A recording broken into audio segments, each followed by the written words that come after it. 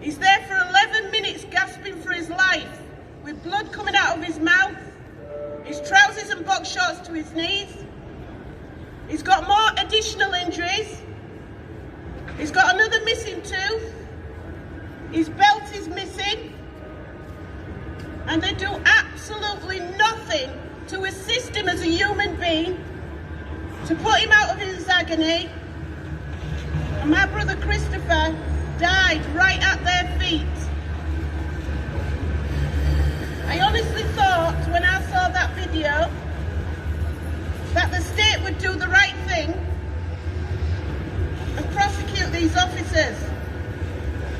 It took for us to go to an inquest where 9 ordinary men and women listened to the evidence, started asking questions about CS gas canisters going missing, asked questions about the van, why the van was cleaned, asked questions about why my brother's clothing was destroyed, asked questions about why the police officer's clothing was dry cleaned and returned. It took 9 ordinary men and women to listen to that evidence and come up to the conclusion that Christopher was unlawfully killed. Now, unlawful killing means somebody's responsible. The only people that was around Christopher at that time was the police.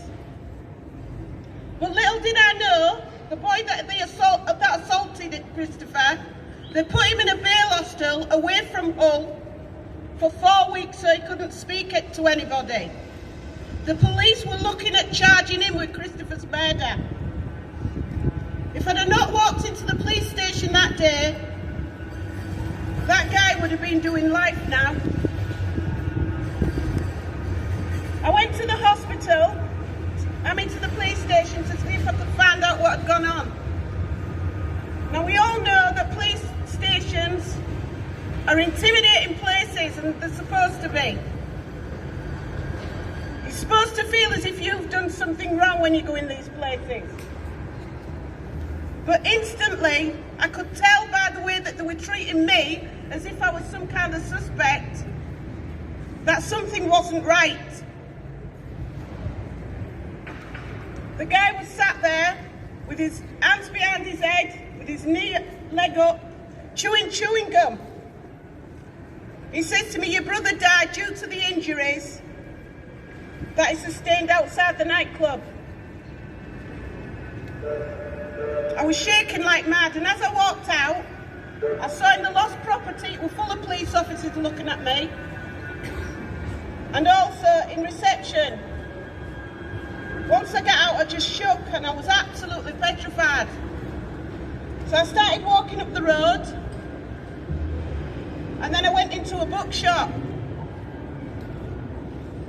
I just happened to turn round, and there was a plainclothes police officer stood outside in navy blue overalls and a Berghaus jacket. And the reason I knew it was a police officer because he had a notebook in his hand with a badge on. And I made everybody aware. And then he disappeared. I thought I better go and get a solicitor. I'd collected newspapers for the first 5 days. And at the bottom of each newspaper, it said, "And we have a man in connection with the death." Meaning the boy that assaulted him. I took him to this solicitor's and said, "They're following me all over the place." She looked at him and said, "They've done it, haven't they?" I said, "Yeah, they've done it." I stepped into a taxi, absolutely petrified. And I said, "The police are following me." And he said, "Get out." He thought I was in trouble.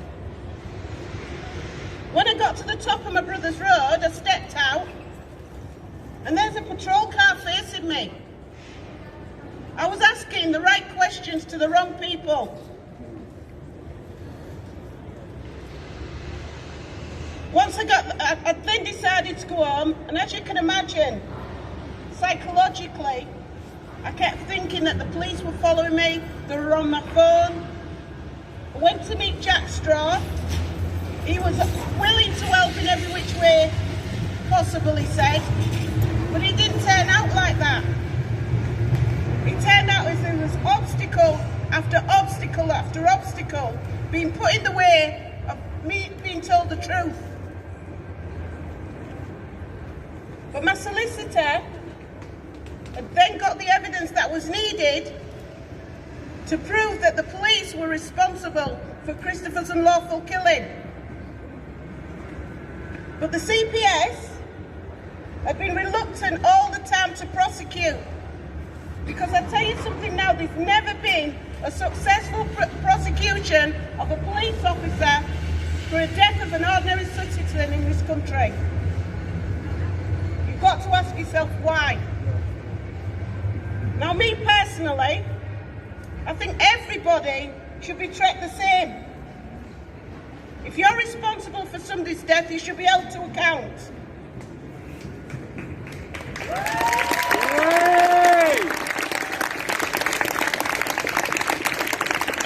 One would think that would give the police a standard to look up to wake up to. As they serve us as the people, we pay the wages. And they set a precedent even for their own children and their own grandchildren in the future. It's not just about us, it's about all of us. So what happened next? We moved the trial all the way from Hull to Middlesbrough to isolate me. And at the trial, the CPS set a case that would never ever in a million years have been successful. They had the evidence to say this was an orange, and they tried to prove this was an apple. It would never in a million years have been successful. But they put the families through this. We sit there with this belief that the system's going to do the right thing. Christopher's case is one of many, many, many families around this country that are suffering the same pain and as anguish as what me and my family have. There was nothing more excruciating after sitting 8 weeks believing, because you've got no knowledge of the criminal justice system or law, so you're in their hands. There's nothing more excruciating than seeing the people that's been responsible for your loved one's death walking out there free. And then getting paid off. A pension. And then the normal wages. And there you've got the death of your brother on CCTV footage. But they only gave us 11 minutes of what they wanted to give us.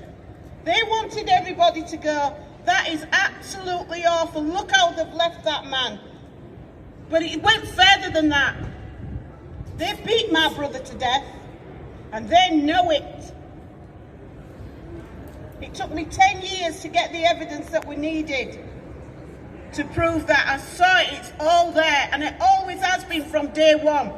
So you tell me why these people have not done the right thing. Why have they not had the guts? Why have they not had the will? Why have they not had the humanity to do the right thing? Because if it was theirs, it would be a totally different kettle of fish. Yeah. We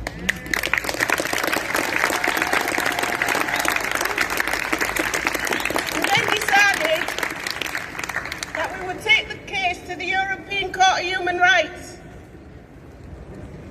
And after all these years of denial, the government at the last minute admitted that Christopher's case death was inhumane, it was degrading, and it was caused by racism. These officers were out making monkey and chimpanzee noises over my brother's dead body. Now, people say the police are not racist. Not all police are racist, but some of them are. People say that the police don't go out and beat people. Not all police officers, but there is a lot of opportunities that do. We honestly thought of the European court case, that would have been it. That was the best that I could do. After having years of my life taken away, my children's life, I honestly thought, with at least what they thought was insignificant, Christopher is now well known. Then in 2011, just as the government had publicly apologised, so everybody then thought, well, they've apologised, did it come out that my brother's body was hidden in a mortuary in 6 body bags. His body had been swapped for his funeral with a 77-year-old woman. And once again, they tried to make it out as if it was all an accident. They put a gagging order on me that if I tell the press or anybody what has happened, I could go to prison. But you can't imagine what it feels like when you read those documents and you know that these people are lying to you again. It is all there. Then in 2012, it came out that I was being illegally spied on at the inquest into Christopher's death. The whole way along, they have bullied, they have tried to intimidate me, they've tried every which way to keep me quiet. I question where the humanity in these people is really. But it's power. It's power. When people have got power over other people, they have the opportunity to be racist. They have an opportunity to take you away and see us gas and beat you like they did with Christopher. But this is only one of many, many, many, many cases. Now you all think Black Lives Matter, America. We see black men being shot every 27 hours in America, and there's always an excuse, they resisted arrest. But we have our own George Floyds in this country. Read up on United Families and Friends, the amount of families around this country who are struggling with no justice. Getting tasered to death, one young lad, metal plate in his hand, tasered, dead. They blame it on mental illness. Mental illness does not kill you. These young lads are walking around with mental illness for years until they come into the hands of the police. Now we've got to be honest here, because like anything else, nothing will improve until the truth comes out. All I'm going to say is please watch out for these cases, support the families, please take away that stigma, what did they do? Start asking questions. You know, they didn't just die of excited delirium without being tackled and pulled all over the place and tasered and beaten. There's one case, Darren Cumberbatch, I've never known anything like it, in a toilet, in a tiny little toilet, and they're beating him, they're tasering him, they're CS gassing him. And why? Because he was confused. He had mental illness, he had a crisis. He was walking about confused. So they got scared. So they thought that's the way that they would treat him. Now this involves every single one of us, because the climate in this country at the moment is changing.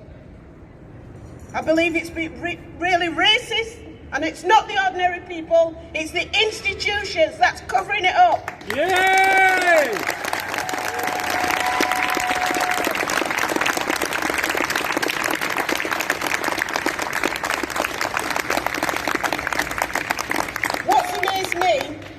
Is the young people.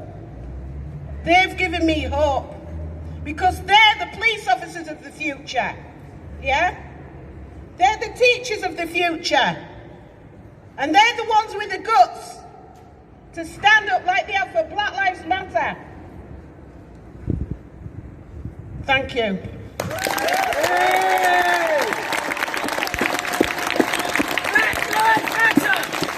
Lives Matter! Black Lives Matter! Black Lives Matter! Black Lives Matter! Black Lives Matter! Black Lives Matter! Black Lives Matter! No,